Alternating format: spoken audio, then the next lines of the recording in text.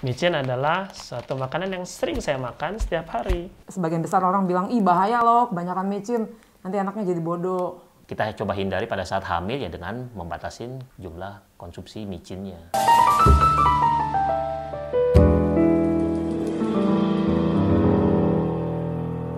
Hai, saya Dr. Viana, saya dokter spesialis anestesi. Nama saya Dr. Prima Raditya, dokter spesialis kandungan dan kebidanan. Saya Dr. Fadila, saya dokter kandungan. Saya Willy, dokter spesialis anak. Saya Dr. Yoga Yandika, dokter spesialis anak. Gue Dr. Agus, dokter spesialis kandungan. Saya Dr. Bonita, saya seorang konselor menyusui. Saya Dr. Effendi, saya dokter spesialis kandungan.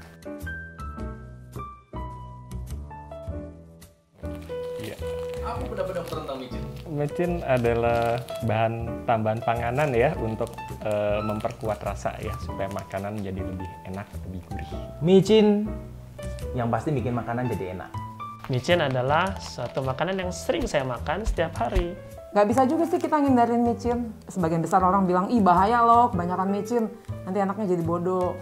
Micin ini memang dia merangsang rasa yang baru ditemukan beberapa tahun belakangan ini, namanya umami. Jadi memang dia memang enak gitu loh. Dokter mengkonsumsi micin nggak sih? Pastinya, nggak mungkin, apalagi saya orang Indonesia udah pasti makan micin. Kalau ibaratnya kalau kita makan nggak ada micin, pasti nggak ada berasa. Iya, saya memakai micin. Dikurangin lah. Boleh nggak sih anak-anak mengkonsumsi micin? Ya itu perdebatan ya. Jadi micin ini kadangkala kita salah artikan. Jadi kalau memang dia terlalu banyak, pasti juga tidak baik. Semua makanan seperti itu. Tapi kalau misalnya dia cukup-cukup saja, nggak ada salahnya menurut gua. Anak-anak mengkonsumsi micin. Kalau sesuai takaran nggak masalah. Kalau untuk anak-anak dianjurkan enggak, terutama di bawah 1 tahun ya, karena ini dia kalau dalam dosis yang tidak dianjurkan, di Indonesia ini bebas sih soalnya ya, karena nggak ada pengaturannya. Kalau dia terlalu banyak, melebihi dosis yang dianjurkan, ini bisa merusak sel-sel saraf. Kalau untuk anak sebaiknya tidak, karena untuk makanan yang terbaik untuk anak adalah yang sifatnya alami atau organik. Jadi kalau misalkan ditanya bahan-bahan tambahan pelengkap apa saja yang boleh, ya micin salah satu yang tidak dianjurkan.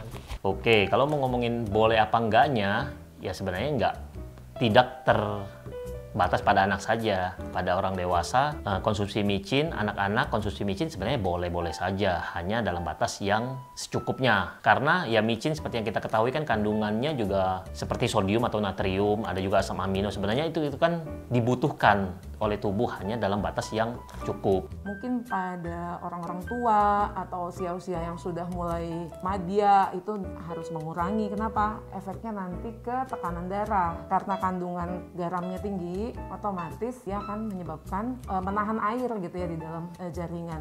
Jadi tensi juga lebih tinggi, badan lebih gemuk gitu ya. Jadi kita harus bijaksana lah menggunakan micin. Tapi bukan berarti nggak boleh sama sekali. Bagaimana dengan ibu hamil? Sama saja, ibu hamil juga boleh kok mengkonsumsi micin. Karena pada kadar yang tidak besar, dia masih aman untuk dikonsumsi. Karena kandungan micin itu kan natrium atau sodium itu kan seperti kandungan pada garam. Jadi kalau misalnya kebanyakan konsumsi micin, itu akan bisa meningkatkan, kalau misalnya dikonsumsi dalam jumlah yang berlebihan, ya akan meningkatkan beberapa resiko penyakit seperti meningkatkan tekanan darah. Kalau misalnya asam amino berlebih yang terdapat pada micin, ya dia bisa meningkatkan kadar gula darah juga. Jadi resiko-resiko itu yang kita coba hindari pada saat hamil ya dengan membatasin jumlah konsumsi micinnya. Ibu hamil tetap mengkonsumsi micin juga mungkin kalau untuk membuat rasa makanan lebih enak sehingga dia nafsu makannya meningkat, sah-sah saja, tapi juga jangan terlalu banyak. Kadang makanan yang terlalu gurih juga tidak baik untuk ibu hamil. Bagaimana dengan ibu menyusui yang mengkonsumsi micin? Apakah mempengaruhi kualitas dari ASI-nya? Nope. Tidak mempengaruhi sama sekali berarti? Ya. Terus bener nggak sih kalau micin itu bikin bodoh? Karena banyak dengar seperti itu. Ada benarnya, cuman nggak langsung makan micin entek langsung jadi bodoh sih, enggak. Bodoh itu kan suatu hal yang objektif ya seharusnya. Diomongin bodoh itu kenapa dulu. Terus kalau misalnya kita cuma nyalahin karena bubuk doang jadi bodoh sih saya rasa nggak fair ya. Kasian ini. Yang bikin kita bodoh itu karena kita tuh nggak mau belajar. Karena kita tuh nggak mau cari yang benar. Ya banyak hal yang bisa membuat bodoh. Jadi saya rasa itu anggapan yang salah. Kandungan-kandungan yang terdapat di dalam micin pun itu juga nggak ada yang efek sampingnya akan bikin bodoh. Hanya itu tadi, kalau misalnya konsumsinya yang berlebihan, ya dia akan mempengaruhi kesehatan pada umumnya. Kalau dikonsumsi dalam jumlah yang terlalu banyak dan secara berkala, bisa. Sebenarnya bukan bikin bodoh, dia hubungannya nanti ke proses perkembangan untuk dari segi percabangan saraf otak. Jadi akan terganggu di situ karena ada pengendapan si zat micin tersebut.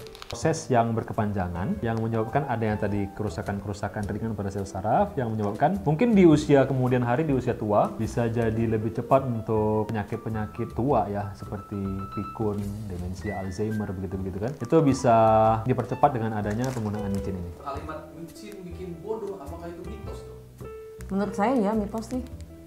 Sebenarnya kita masih boleh menggunakan, tapi ya dengan bijaksana.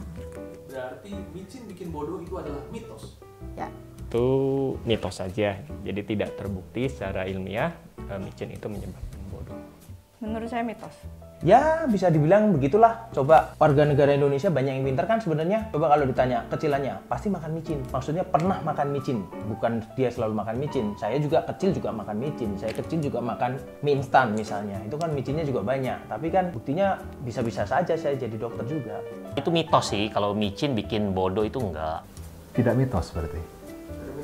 Ya. Orang bilang, gue makan micin nggak langsung jadi bego gitu kan. Ya nggak gitu juga gitu loh. Kan dia bisa bikin masalah di kemudian hari. Cuman kita kecenderungannya kan, nggak ada apa-apa ini, ya udahlah gitu kan. Kalau masih lama nanti kita nggak tahu, kita ya apa enggak begitu kan. Ya nggak bisa begitu. Ibaratnya bisa mempengaruhi di hari tua.